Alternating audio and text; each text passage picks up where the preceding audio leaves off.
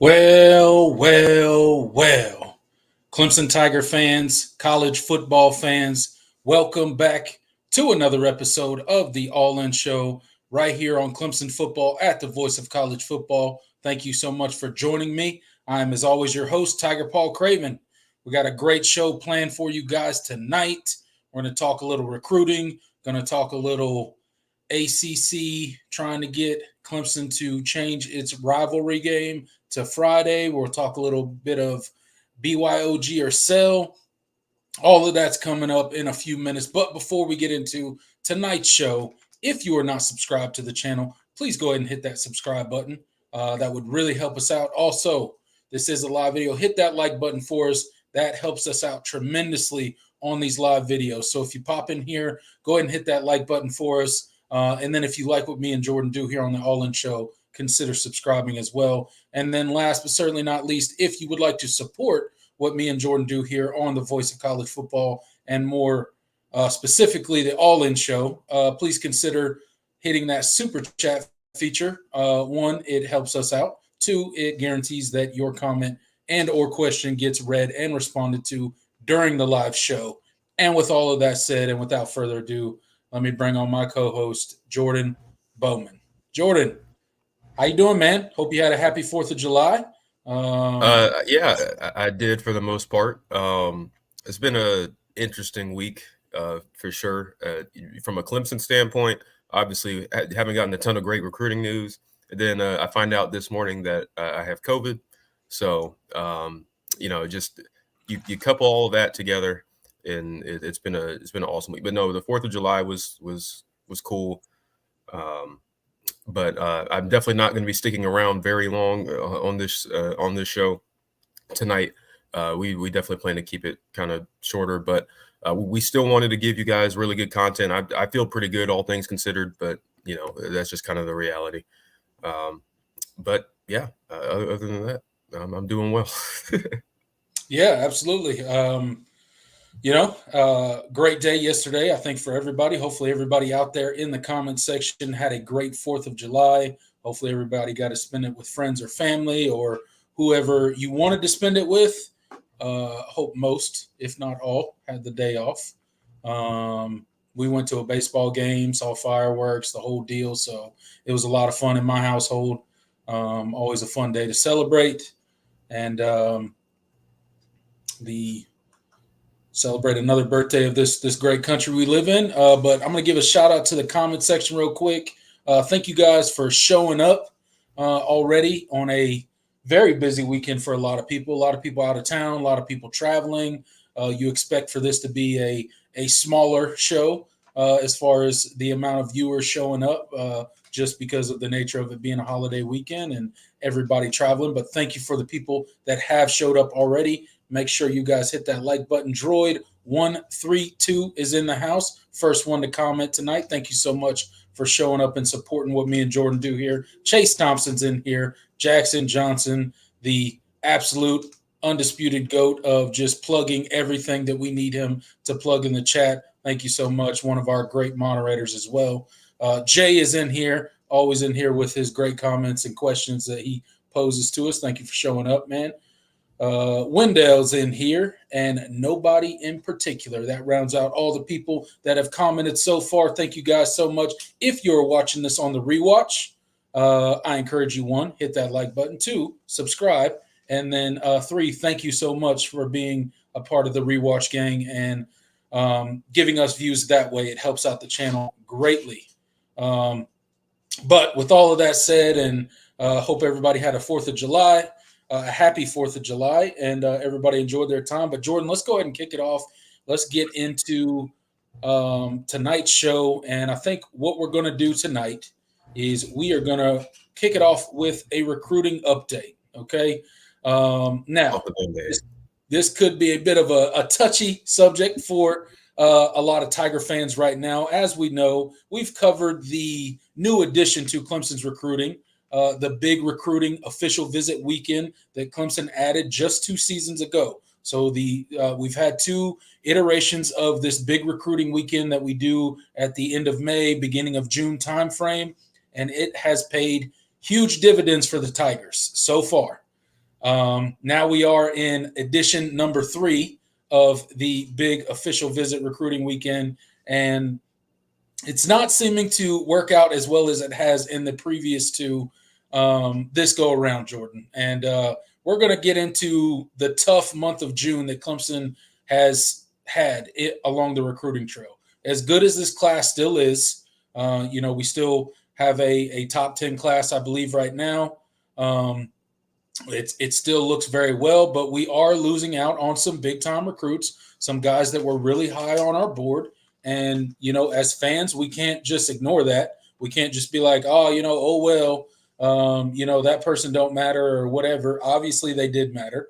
They were high on Clemson's boards. We wanted those players. And for whatever reason, we didn't land them. So a couple players that committed this past week in the opposite direction. Obviously, Cortez Mills commits to Oklahoma.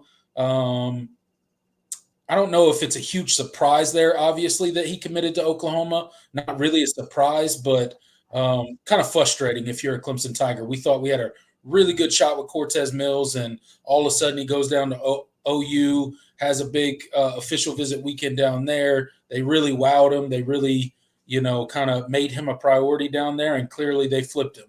I think Clemson was the clear leader heading into that official visit, and Oklahoma just closed the gap. And Brent Venables steals one away from his old stomping grounds, and Clemson and Dabo Swinney. Another guy that committed away is offensive lineman Hardy Watts. Now, this was, for me, a bit more of a surprise, and I think for a lot of people, a bit more of a surprise. We really thought that this was coming down to a Clemson-Michigan kind of battle, and we thought that he was leaning Michigan. We did not feel, really great about our chances, but we still had a shot with them. And then all of a sudden, out of nowhere, Wisconsin starts getting some traction, and he commits away to the Wisconsin Badgers. So we lose out on Hardy Watts and Cortez Mills. So, Jordan, just quickly on these guys that committed recently and decided to go elsewhere other than Tiger Town, what are your thoughts? Do Clemson fans need to hit the red panic button? Do they need to start worrying about Clemson's ability to close the deal on some of these big-time recruits? What's going on? Yeah, well, and to add to that list, I know people don't want to talk about it, but obviously today, 4-star linebacker Kamar Archie commits to Rutgers. So, throw him in the pile as well. There you go. But yeah, I mean, there's no way to sugarcoat it. Really tough month for Clemson as far as the recruiting results. And as you mentioned, I mean, the official visit weekend, in the past, like the past 2 times, yielded really big time results, and it just feels like you didn't really get that same kind of buzz coming out.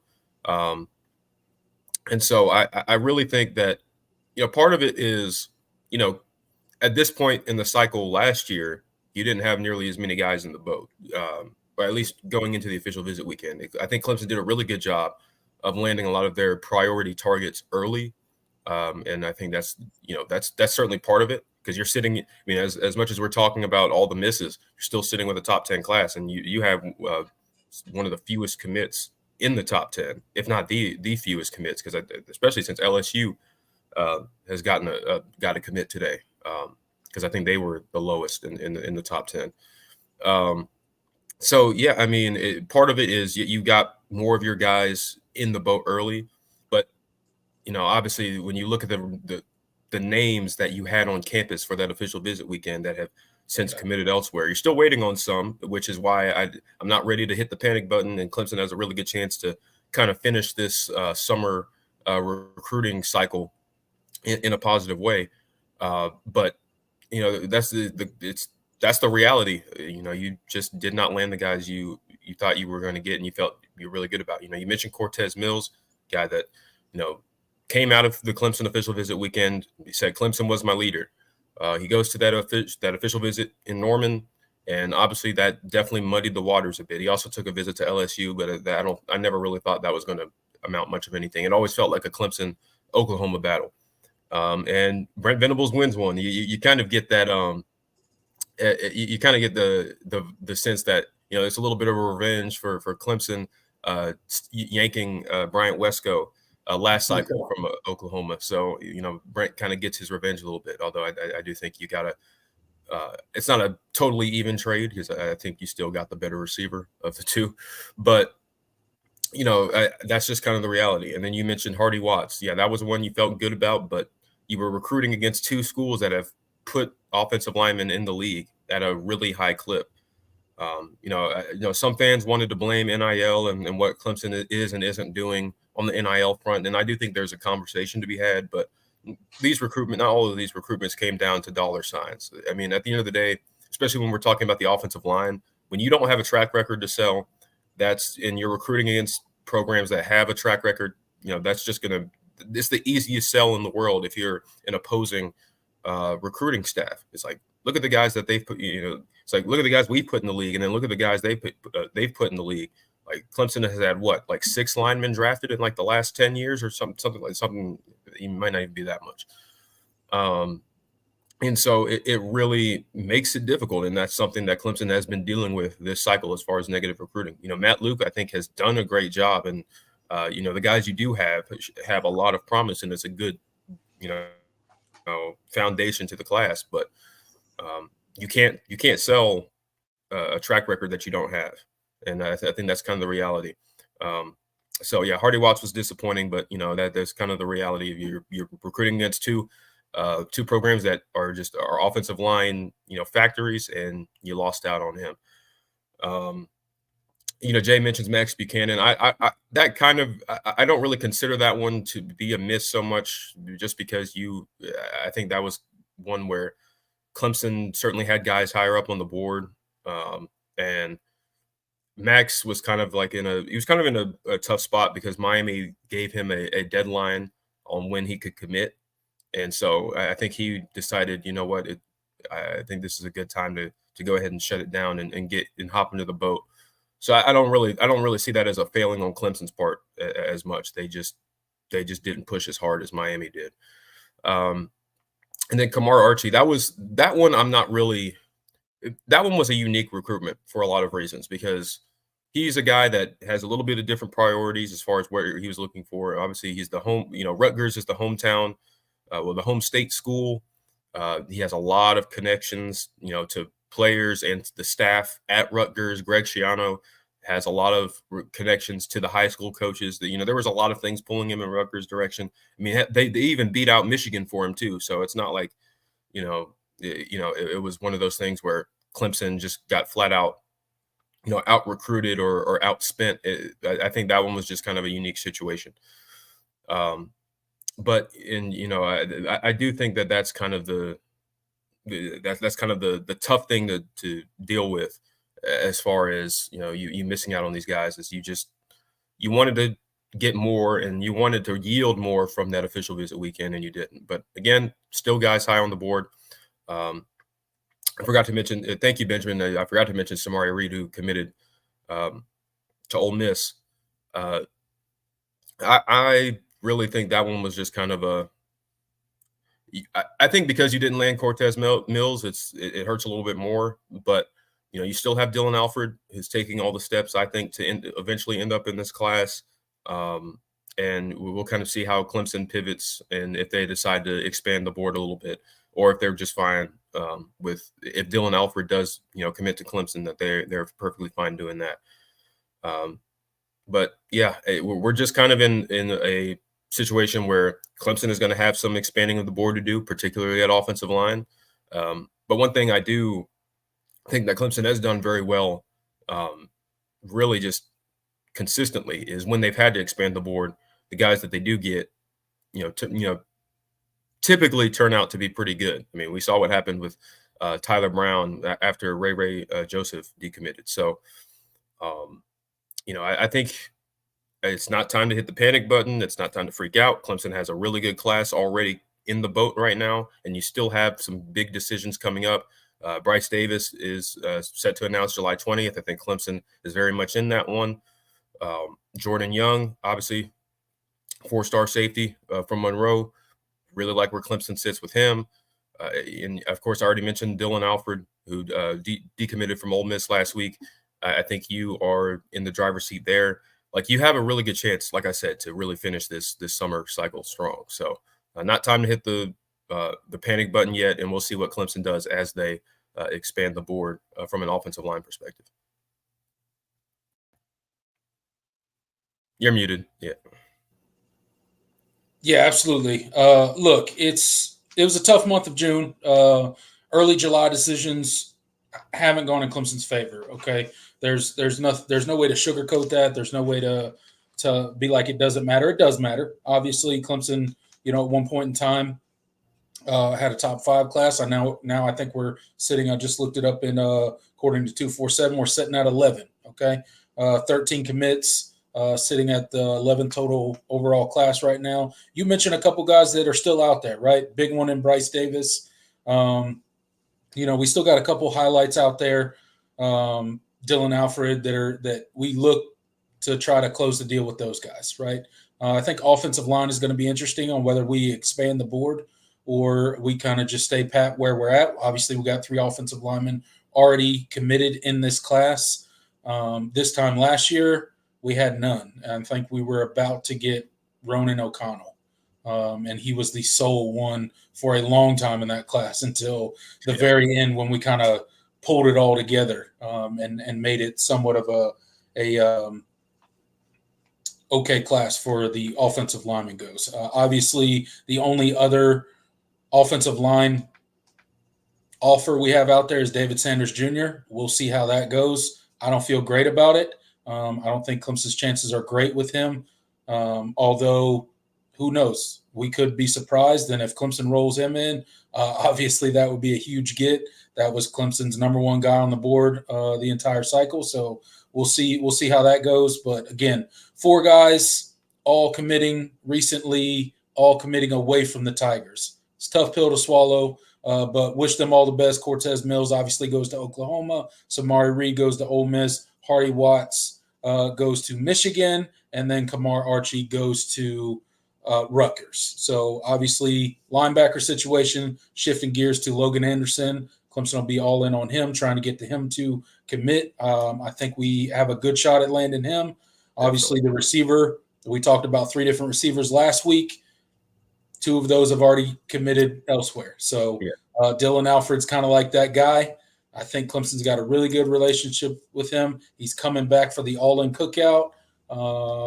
That's kind of if I had to guess, I think he'll probably, if he commits to Clemson, he'll commit during that weekend, sometime during that weekend, either during the all-in cookout or right after it, whatever the case may be. But I think if he commits to the Tigers, that'll be the weekend that it happens.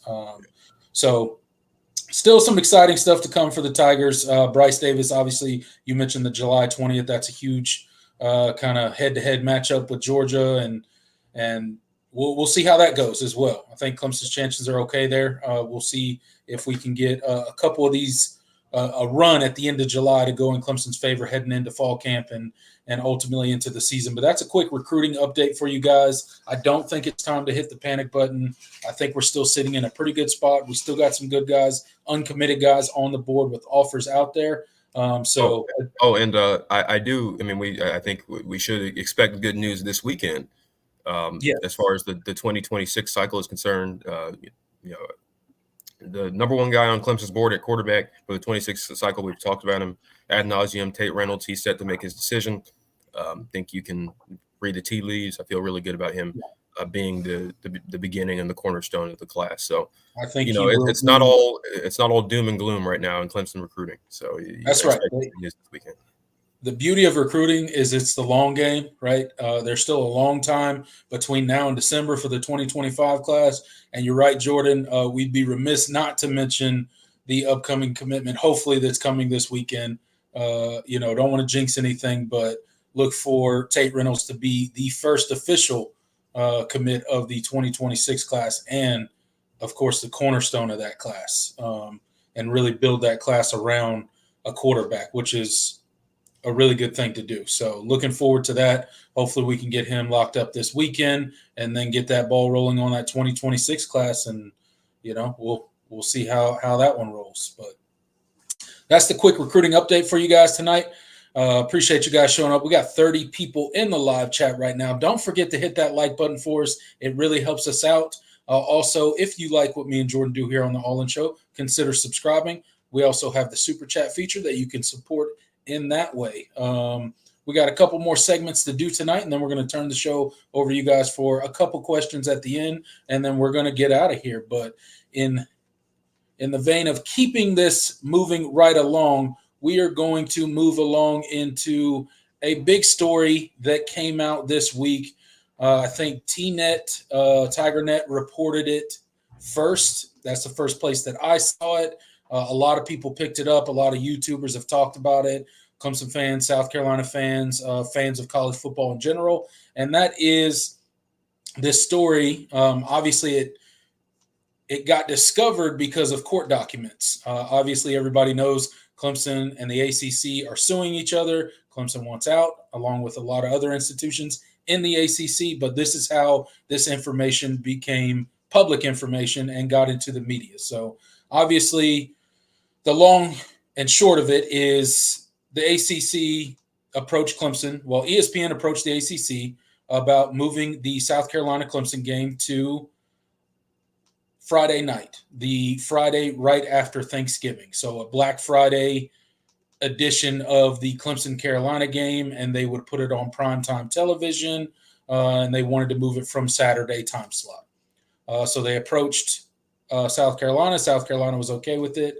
Or they approached the SEC. South Carolina was okay with it. They approached the ACC. The ACC reached out to Clemson. Clemson said, absolutely not. No way we're doing that. We're not moving the game to Friday. It's on Saturday. It's going to stay on Saturday, and that's what it is. Obviously, the ACC came out with a statement saying they were disappointed in Clemson's lack of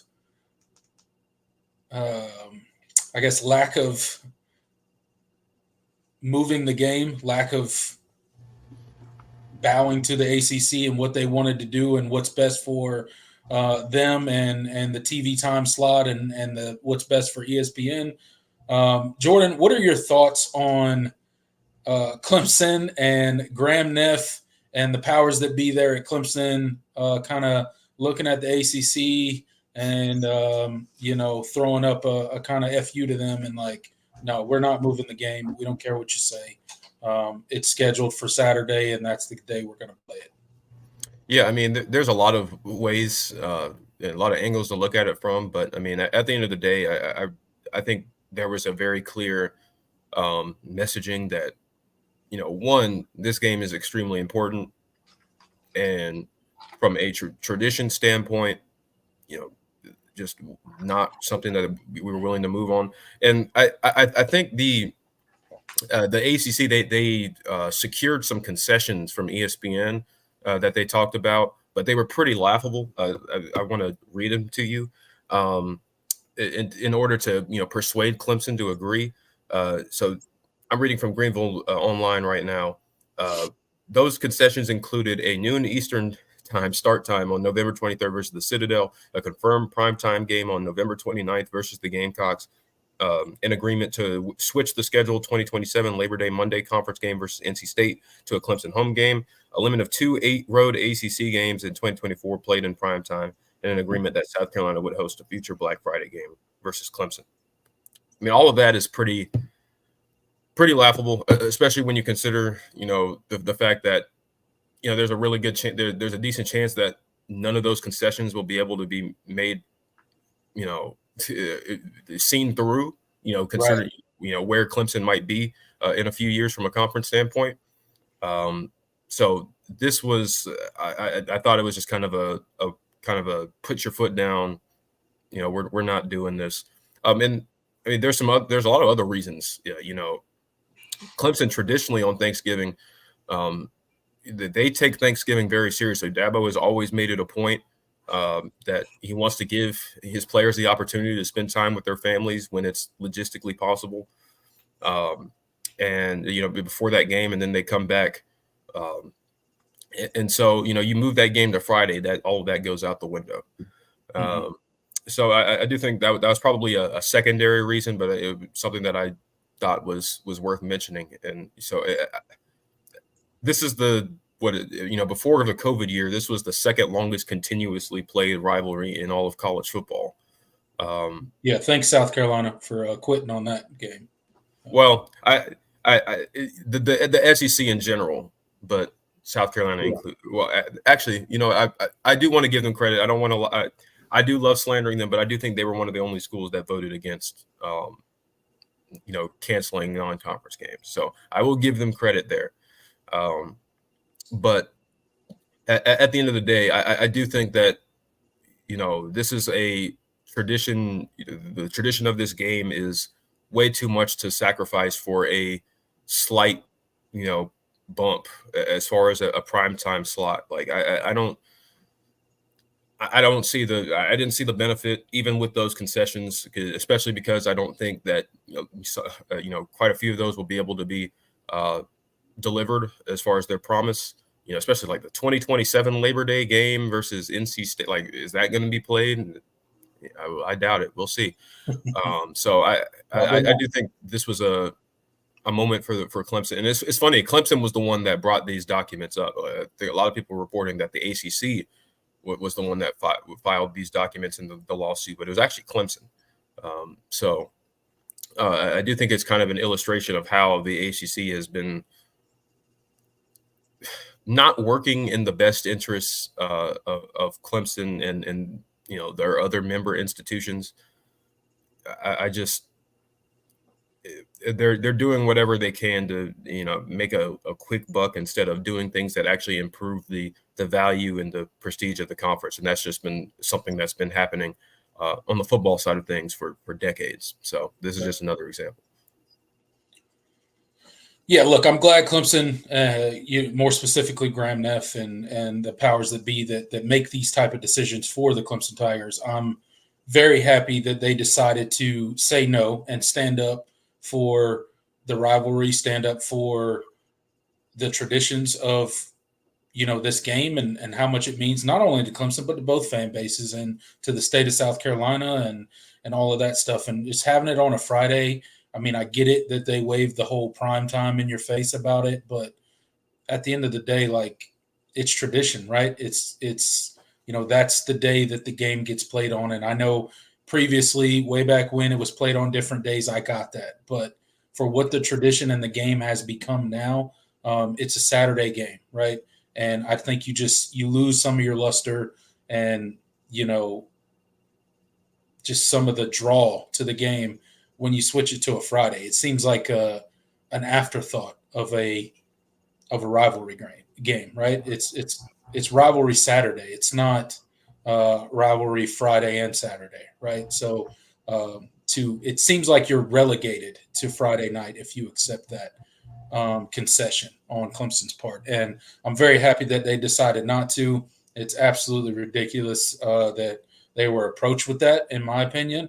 And to your point, it just shows the ACC and the reason that they're in this position, right? The reason that they have multiple institutions suing them. And I know the narrative out there is Clemson and Florida State and the rest of the member institutions of the ACC entered into this grant of rights and all of this stuff willingly. And, they knew what it was at the time and they still signed it. And there is some truth and validity to that. But at the end of the day, the ACC has not held up its end of the bargain with putting its universities and institutions first and trying to get the best for them. I truly don't think they've done that in any way, shape, or form. And that's the reason that they find themselves in the position that they are. So I don't feel bad for the ACC. I'm glad Clemson told them absolutely not. And we can move on and have our rivalry weekend as previously scheduled without any sort of interruptions just because it works out better for ESPN. Don't care. Don't care what it works out better for. So glad we stood on business and told the ACC and ESPN, I guess, indirectly, no, we are not moving the game. So shout out to all the decision makers at Clemson for that. And we got 30 people still in the live chat right now. Appreciate you guys hanging out. We got a couple more segments tonight, and then we are going to move on to the comment section and listen to your questions for a couple minutes before we get out of here tonight. So rolling right into the next segment, we debuted this segment last week, and it is one of my favorite ones that we've done so far, and it was Jordan's idea. So Jordan, go ahead and kick us off for another edition of BYOG or Sell, and maybe tell some of the people that maybe weren't here last week what this segment is and how you came up with it. Yeah, it was something that I had seen from. I want to give proper credit. And they're not the only podcast that does this. A lot of shows have a buy or sell type of thing, but Irish Breakdown has a buy, sell, or hold segment. They're a Notre Dame channel, if you couldn't guess. And I was like, no, that's a really good idea. We could probably put our own spin on that for Clemson. And so something that I thought would be kind of fun. And so hopefully it's something that we'll continue to do. But yeah, to kick us off, BYOG or sell. Injuries are not a factor here. Injuries are not now. Obviously, they will be during the season, but for this scenario, we're excluding injuries. The starting five against Georgia on the offensive line will be the same starting five at the end of the season. This is not including situations where there's injuries or anything like so. Assuming everybody is healthy.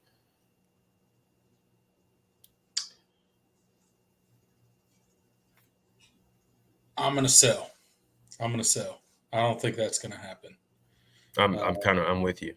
I think there's a couple guys that are going to initially start this season that could possibly see their starting time dwindle as the season progresses. Last week I talked about the center position and kind of the battle that's going on there with Ryan Lithicum and Harris Sewell, and who's going to come out on top of that battle, who's going to be there. And I think Ryan Lithicum is probably going to be the guy that runs out there against Georgia.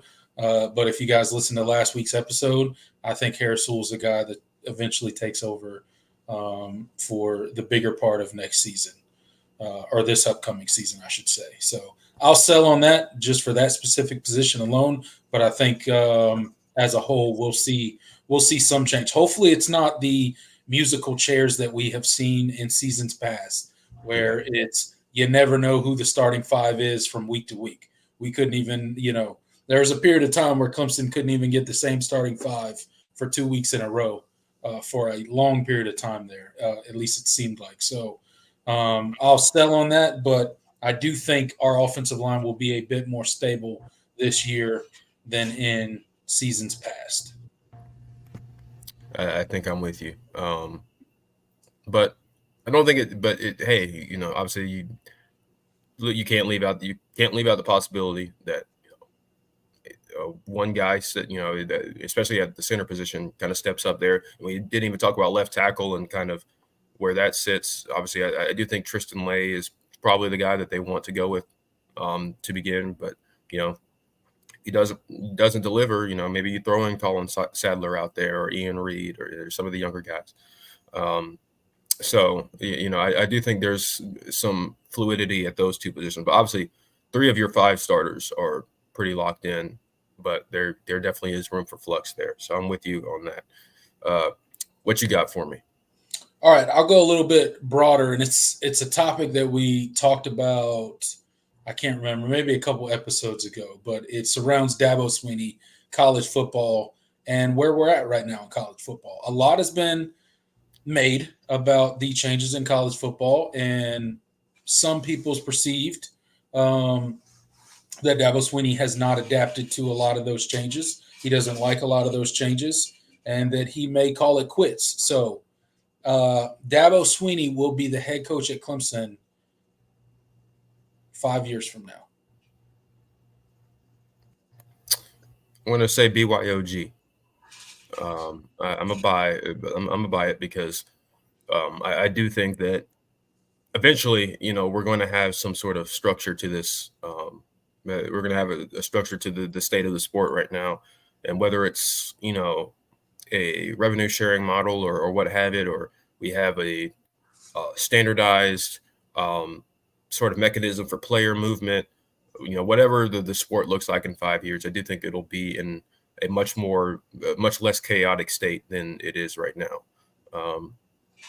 I'm going to say BYOG. Dabo is only 52, Yeah. 53. So I mean, he's got a lot left in him, I think, and I do think that that narrative about him, eventually calling it quits is solely drummed up from, the fan and media side of things. I mean, nothing he said in the past has indicated that he has intentions of calling it quits anytime soon. So, yeah, I'm gonna say BYOG, and I don't think Clemson will ever get to the point where they have to let him go. Never say never. Obviously, anything can happen, but I don't see that. I do think Clemson has had a level of success, and they have a standard. And as long as Dabo is the coach, I don't think they're going to fall, too far below that where it's like we got to consider a coaching change. So those two scenarios thrown out the window. I can't see any other reason why he wouldn't be the head coach in 5 years. I agree. I'll go buy on that. BYOG for sure. I think if Dabo Swinney is not the coach at Clemson in 5 years, it will be because he chose to step away, that this was no longer something that he wanted to do. The people out there with the, fire Dabo brigade, albeit a small group of individuals, it's not happening. Yeah. Got too much cachet. Has too much good favor at Clemson for that to even be broached in any sort of conversation at this point in time. Right now, as we stand. Now, in the future, who knows what happens? But I'll go by on that for a lot of the reasons that you said. The structure that is eventually going to come to college football, it is not going to continue to be the Wild Wild West. There will be some sort of structure that eventually happens. Albeit it might be a long road to get there, but I think eventually you're right, Jordan. We will get there, and we'll get some semblance of structure and rules and knowing, what is acceptable and what is not acceptable with a lot of these new things that kind of have just been thrown into college football with no left and right limits, and it has caused a lot of chaos in the sport. You see numerous head coaches stepping down, albeit, whether it be to go to the NFL or take a coordinator position or take a lesser job. Like, you've seen the movement. You've seen people that don't like where college football is right now. So obviously I think it's going to get to a better place, a more manageable place for these staffs. So let's hope that continues. Absolutely. All right. Here's one for you. Another 2024 season one. The Peter Woods experiment at defensive end lasts the entire season. I'll buy. I think he's going to be really good at defensive end. And outside of me just thinking that he will be very good at defensive end, I think we're extremely deep at defensive tackle, and we have a ton of talent there. So not that you couldn't use a guy like Peter Woods at defensive tackle. You obviously could. I mean, the dude's an absolute game changer. He's a game wrecker. Anywhere you put him along the defensive line, I think he's going to be felt by that offense in a very big way. So I will buy that because I think he is going to be a game changer at defensive end, and I think we do need that reliable guy out there. We've talked about kind of the originally coming into spring practice not having a ton known outside of a couple guys in that room. We need some guys to step up, and I think Peter Woods obviously is going to be a big piece of that defensive end group for the entire season. So Yeah, I think I'm with you. But I wanted to throw this question out there because not necessarily because I was like, okay, I don't think Peter Woods is going to be good, isn't going to be good at defensive end. I think it's what if, you have, the guys that are already in your defensive end group, step up and you don't, because I mean, the reason he's making this move in the first place is because they felt like they needed to with where the depth and the quality, is at right now. But what if you have a guy like AJ Hoffler stand up, step up Yeah. and kind of, I mean, you saw the promise, and they Mhm. were obviously really high on him. You still have, Kate Denhoff in the room and who, obviously is one of the older guys, but, if he, takes a step forward and can give you, quality play on the edge, then there's a lot less that you have to work with. Jaheim Lawson, obviously a guy they continue to rave about, and we'll see if he Yeah. can deliver on that hype. Of course, you still have Zaire Patterson. Crazier things have happened. Maybe he finally has that aha moment, and the light bulb comes on, and he's ready to be that. I'm not banking on it, but I thought it would be an interesting type of thing because I don't think Peter Woods will stay at defensive end his entire career. I do think Right. ideally you want him to you want the defensive end room to get to a point where they can move him back inside, kind of like what they did with Christian Wilkins back in the day. Yeah. So um, I do think, I do think having him at defensive end for this season does give this room a boost, and I think it will, and especially with what you have in the defensive tackle room right now, it makes you a little bit more flexible. So Yeah, I think it's going to be interesting, and thinking about it from the perspective that you're approaching it with guys that are going to step up. I think that's really interesting and maybe something that I didn't think about um, fully. But I do think that he will still primarily play defensive end for this season. But moving back inside, I think you're right. He's definitely probably going to move back inside, and you may see if guys like Hoffler and Lawson and some of the other younger guys step up, you could see maybe Peter Woods moving hey, down true the freshman tackle. Darian Mayo, forgot to Yeah, mention him. Darian Mayo. Really high on him. So if you see some of these young guys step up, there could be a possibility where from a rotation standpoint, they start rotating some of these young guys in more. And on those plays, maybe they're pushing Peter Woods down in the defensive tackle spot. So I think you could see a lot of that, but I'll buy on that. I think he'll play primarily defensive end this season, although I think he will get snaps at defensive tackle too, probably because of the rotation and getting some of those young guys some much needed experience. All right, and let's make this one the last one so we can get to the. All right, last one I'll do. We'll go big picture here. And since we touched on a little bit of the Clemson lawsuit with the ACC, buy or sell, there will be. So I don't know if you guys have been following the news, but there's been a lot of stuff out there about things that could come before the August deadline. Okay. So I'll be this probably a slim chance. We'll see what you guys think in the comment section. So Clemson will announce by the August deadline that they are leaving the ACC. And that would mean they do not play in the ACC in 2025. Buy or sell? I'm going to sell. Just because we've seen this before with other we've seen this before with other situations. Like typically when there's a specific date that everybody's hyping up as the time when news comes out, it hasn't come through. I think eventually that day is going to come. Yep. But Oh yeah, it's I'm definitely skeptical coming. about the August date deadline. I don't. I'm not sure it's going to be this immediately. Yeah, So I'm gonna go sell. I'm with you on that. I'll go sell on it. I think it's too soon. Now, if I would have said 2026, I would buy that. Yeah, we get I that. would Yeah, buy. definitely I get would that. buy that Clemson's out of the ACC by 2026. 2025 just seems too soon. Obviously, that has to happen in the next 30, 40 days. If that were to have that decision would have to be made. obviously. They would have to announce and notify the ACC.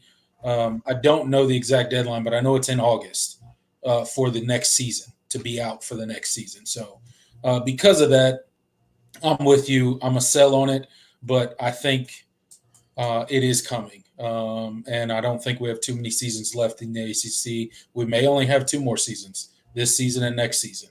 Who knows? I think they could absolutely be out as soon as 2026 playing elsewhere. But again, there's a lot of stuff that goes into this, and reports come out all the time about big news is coming, and then big news does not come. So we shall see what this supposed big news that's coming towards the end of this month is supposed to be. Maybe it's just FSU leaving. Maybe it's nobody leaving. Maybe it's, who knows what it is. Yeah. Maybe it's a counteroffer from the ACC. Who knows what this big news that is supposedly coming sometime the end of this month, early August. We'll see what it is. But I'm a sell on it as well, Jordan. And I think that will conclude our planned portion of the show for tonight. So thank you guys all for showing up. We got 34 people in the live chat right now. Thank you so much for being here. We really do appreciate it. Hit that like button while you're in here. Consider hitting that subscribe button if you like what me and Jordan do here on these live videos on this All-In show. Again, we are here weekly, every Friday, 5:30 p.m. We are now going to turn it over to the comment section. We'll take a couple comments from you guys, and then we'll get out of here a little bit early tonight. It's a holiday weekend. I got stuff going on. Jordan's got stuff going on, so we're going to make a bit of a shorter episode tonight. But thank you guys for all being here, and we will get to your comments. All right, let's kick it off. Of course, Super Chat is available if you want to make sure your question's heard, and obviously it might be a good idea because obviously there's going to be a shorter listener question segment. So we'll start off with Gutter Rich 10. He says, beat Georgia. Dabo doesn't understand trends. He allowed the program to fall out the trendy brand stage. He doesn't understand what these kids want outside of money. I can't agree with that. Clemson does have a certain type of kid that they tend to go after. They have a pretty good understanding of, they're not. I mean, Dabo has said it multiple times. Clemson is not everything to everyone. I think he realizes that. And that's why they are so selective with how they recruit and where they recruit and what type of situations they recruit, because that's just kind of the reality. Not every, and that's not that the kids that they don't go after are bad, or you shouldn't want them in your program. But they have Dabo has a very clear understanding about what he wants in a recruit, and so I think that appeals to. I think his messaging still appeals to a lot of kids. I think we're kind of caught up in the moment of the lack of recruiting success in the last couple of weeks, and taking it as a whole big picture thing where Clemson just doesn't have what it takes to they don't know what kids want nowadays. I don't think that's it. That's not at all the case, and so I can't agree with this. I know why people feel this way, and it's kind of a reactionary type of thing, but I can't get behind it.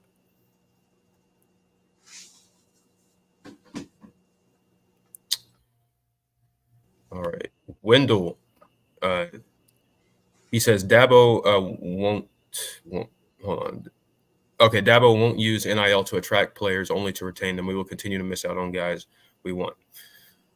Now, has Clemson lost guys that that have ultimately come down to NIL recruitments? Absolutely. I mean, it's happening to everybody. Like, this is, I think, one thing that the fan base, and this is not just a Clemson thing. This is every fan base thing. They kind of get caught up in their whole bubble, and when things don't go their way, it's like it's a fault of the program, and we're not doing something right. But this is happening everywhere, and I can assure you, like, the guys that Clemson missed out on, not all of them came down to money. Like, that's not the case. Sometimes you just don't get a kid because a program they presented something, a more attractive product, whether it is money or whether it's development, whatever you name, campus, culture, all of those things still matter when a kid is deciding where they want to play for the next 3-4 years. So I just, you're right that Clemson tends to use the majority of their NIL for player retention and not so much, the portal and recruiting. But their reluctance, I don't want to say unwillingness, but their reluctance to fully dive in from an NIL standpoint in the recruiting is not the reason they're missing out on so many guys. That's just not the case. Clemson does need to do better. I think there is a middle ground there. I do think Clemson can and should do better from an NIL standpoint, but I don't think it's as dire as some people would like to make it. Yeah, that, and look, I think the NIL thing is an interesting conversation, and we should probably do a segment on it in an upcoming episode, Jordan, and just kind of talk through Clemson's NIL situation and really what it is. And the long and short of it is, honestly, a lot of us don't know what Clemson's NIL situation is. Like, everybody speaks very matter-of-factly about Clemson not offering recruits NIL. But none of these people actually know what Clemson is offering these individual high school recruits. Yes. I don't know. None of these numbers are publicly reported. So I do know that it has been said a lot, and I think that they use majority of their NIL funds on retaining their roster, which clearly works because Clemson is one of the best universities at retaining their roster. Now, can Clemson do a much better job at maybe raising some more NIL funds so there's more to go around? I think there's a conversation to be had there. I think there's possibly a messaging issue and maybe a driving of funds issue with NIL, and maybe that's an issue at Clemson. I don't know. But I think NIL is a piece of it, but I don't think at the end of the day, Clemson's NIL funds are not unlimited, but neither is any other university. So some of these numbers that I think get pumped out into the media a lot of times, I don't know if they're real or not. And I think it's hard to know whether they're real or not, because if you just go off some of these numbers that are being thrown around with some recruits, if these universities are pumping out those numbers for all these recruits they're landing, that's amazing, dude. They must have the most robust, automatically refilling NIL funds that anybody has. And there may be some universities out there that have really deep pockets when it comes to NIL. But what people don't understand is it is a completely different pot of money, right? Yeah. Than anything else that you donate to. So if you're a Clemson donor, right, and you donate to Clemson regularly, well, the only money that can be used for NIL is the money specifically donated to NIL, right? Right. So I think that's so your IPTAY is not funding your NIL. That's a perfect example. Yeah, your IPTAY funds. Your IPTAY funds do not fund NIL, right? Like the so-and-so donated $3 million to, have a cornerstone on a building. Yeah. That money can't go to NIL, right? So I think maybe people don't understand, because I didn't really understand until I looked into it that money doesn't go to NIL, right? And it can't be used for NIL in any way, shape, or form. So I think that's part of the issue. And then getting into bidding wars when you're at a university like Clemson, who maybe has a smaller alumni base, who maybe has a smaller NIL funds than maybe some of your bigger. Let's just throw Ohio State out there, just because they've been in the news most recently with throwing out NIL deals so often. So a university like them may have a lot more to pick from. So if you're Clemson, at the end of the day, there's only so much money to go around, right? So you have to divvy it up in a way that you think is best and that benefits the program the most. You can't go give X quarterback a $5 million NIL deal, and then go give X running back a $1 million NIL deal, and then go give X tackle a $3 million NIL. Like eventually, like there's no NIL money left. Right. So I think that's some of the things that people don't think about when it comes to NIL and how well Clemson's doing raising NIL funds. I don't know. And that's definitely a question and a conversation that probably needs to be had. But I think there's a lot that goes into it. Absolutely. Chase Thompson, thank you for the $5 super chat. He asked, do you think we finish with a top 10 class? Now, I do think that this very much is going to depend on how you finish summer and how your board expands. I don't think it's out of the question, but I would say you needed to land some of the guys that you missed out on to feel good about where you're trending from a top 10 class standpoint. This already wasn't going to be a big class. Clemson only takes a larger class every 3 to 4 cycles. So, this was not it. 2023 was the last class that they signed up, more kids. So probably won't be till, this 2026 class or maybe 2027, depending on how they feel about the numbers, where they decide to take more. So I would lean towards no. But if you close with your remaining guys on the board, and if you bat 100 with those guys, which is not out of the realm of possibility. I mean, as we mentioned, I think Clemson is still very much in it for Bryce Davis. I think that's going to come down to the finish line. Jordan Young, I think Clemson is in a good position with. Dylan Alfred, you still have out there, who I think Clemson is very much trending for. Logan Anderson. And so how Clemson, expands the board and who they expand the board to will very much depend on how they trend from that perspective. But I would lean towards no at this point, because you probably needed to land especially since you didn't get your top guy. If you got a David Sanders Jr., obviously things change a lot more, but it's not trending in that direction, obviously. Yeah, absolutely. I think we probably finish out just outside the top 10, maybe top 15. Yeah. I don't think we ultimately end up top 10 though. So yeah, you needed to hit on some of the guys you missed on. That's the reality. But I think I think one thing that people, when they get caught up in top 10, top 5, like there is no cutoff. There's no magical cutoff point where a top 10 class, like the 10th class and the 11th class, like there's some massive drop. Maybe there is, but in some cases, but the difference between the 10th and the 11th class and the 11th to the 15th, that varies from year to year. And that's just kind of the reality, especially when we're talking about that 10 to 25-ish range, that there's not a whole lot of separation between classes. And it really is the programs at the top. Once you get past the top 3, where there's not a whole lot of separation.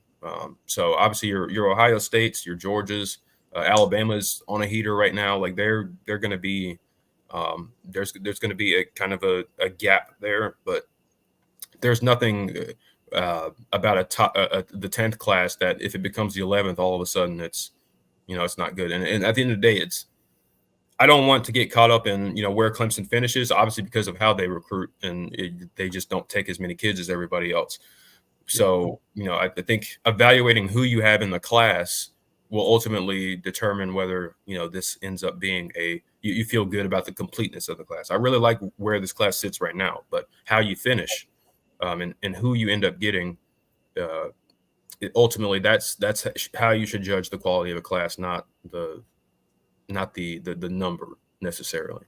Also, getting to the number, Jordan, I just want to hit on this real quick before we move on from this question. And Chase Thompson, this is not directed at you at all. Thank you for the super chat. Thank you for the question. Absolutely. But I've heard a lot said about Clemson's recruiting and how it's fallen off. And they like to use the NIL and transfer portal as that point in time where Clemson's recruiting fell off, right? And now we're recruiting, 12th or 13th or 15th or wherever. I implore everyone to go back, way back to maybe 2010, right? Until present time, and go look at Clemson's finishing, where Clemson's recruiting class is finished according to 247 Sports. You might see 5 or 6 top 10 classes in that entire span. So, like, I've heard people out there say, like, 2020 Clemson recruited, they had a top 3 recruiting class, and then they followed that up with a 5th ranked recruiting class, and their recruiting has just fell off. If you look at Clemson's recruiting from 2010 till present day, that top 3 and that top 5 class were anomalies. Right. Clemson has not consistently recruited top 5 ever. Not during the 2 national championships, not during the 6 straight playoff appearances, not during any of that time where they recruiting top 10 or top 5 consistently. Not even really top 10. They got like a top 5. They have a 3rd ranked class, a 5th ranked class, I think a 7th, a 9th. Those are the ones right off the top of my head that I can think of that were top 10 or better, right? So I think a lot of people have a skewed view. They just look at that like top 3 and top 5 class and they're like, Clemson's recruiting fell apart. Clemson's recruiting the same they have the entire time Dabo Swinney's been the coach, which is top 15-ish recruiting classes. Could be 16, could be 12, somewhere in there. Could eventually, sometimes we pop into the top 10. But to say that Clemson was a consistent top 5 recruiter and suddenly we fell off with as soon as NIL and the transfer portal became a thing, it's not true. That's more misinformation. That's more, BS that's spewed out there by individuals that look at just a snapshot of Clemson and don't understand, well, we're at the exact same recruiting level we've always been. This is the same recruiting level we were at when we went on that big run where everybody, suddenly knew of Clemson and, they were an elite college football program. So I just wanted to throw that out there because I've heard it a bunch, and I don't want Clemson fans to be fooled by some of this narrative that's out there. Go back and look for yourself.